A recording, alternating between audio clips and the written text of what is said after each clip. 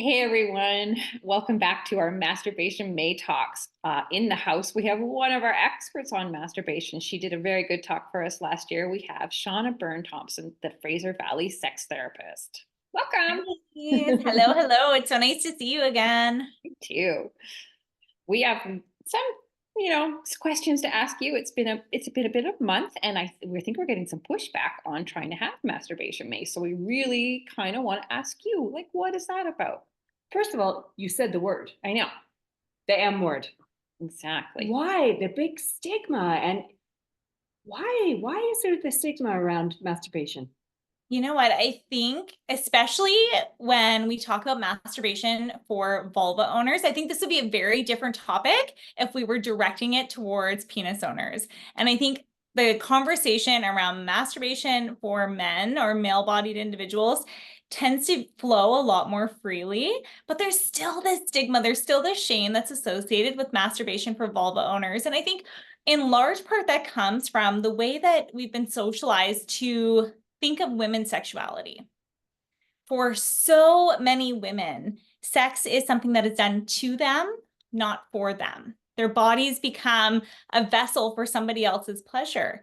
So what happens is when you take that other person out of the mix, then there's not a lot left there for you, right? For many people that Patriarchy out, right? Take the patriarchy absolutely, out in the mix.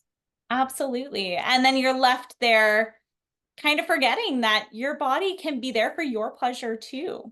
But it's interesting. Okay, as women, if you're not coming to the phone and or your friend's not answering or whatever, and she'll say, "Oh, I have really bad cramps or really bad toothache or constipation."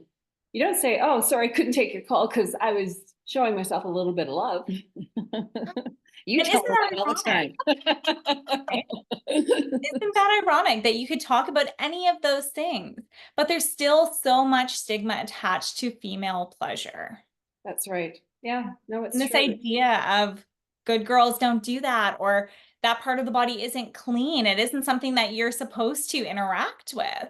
And there's more shame to that than there is bowel movements, That's right? true. Which is Yes. another physiological function, but something that we'll talk about much more openly at brunch with our friends than we will about what the best vibrators are or, what gets your wheels cranked.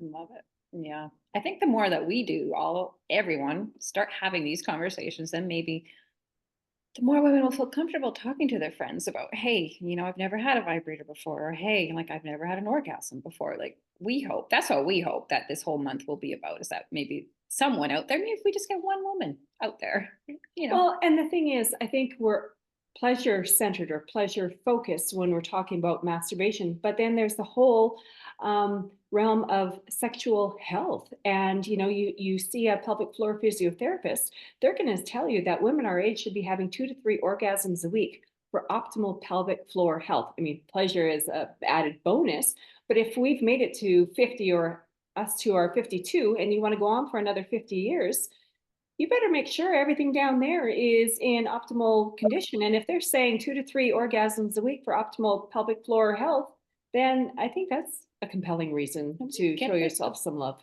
They got to get busy. Yeah.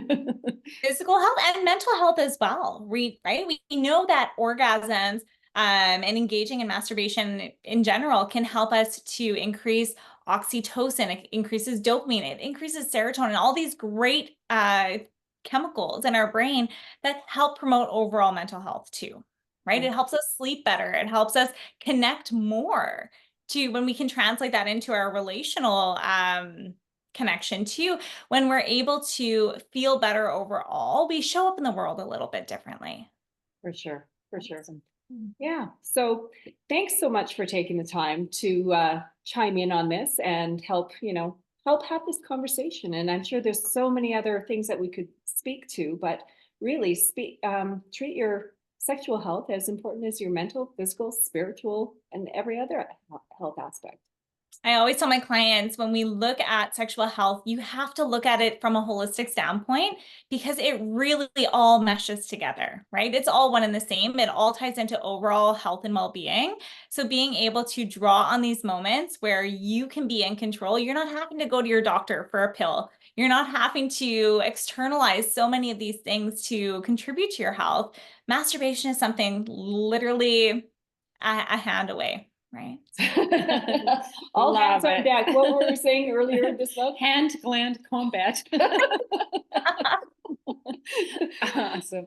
Thanks, Shauna. Thanks for showing up and always giving us the best information. Thanks for having me.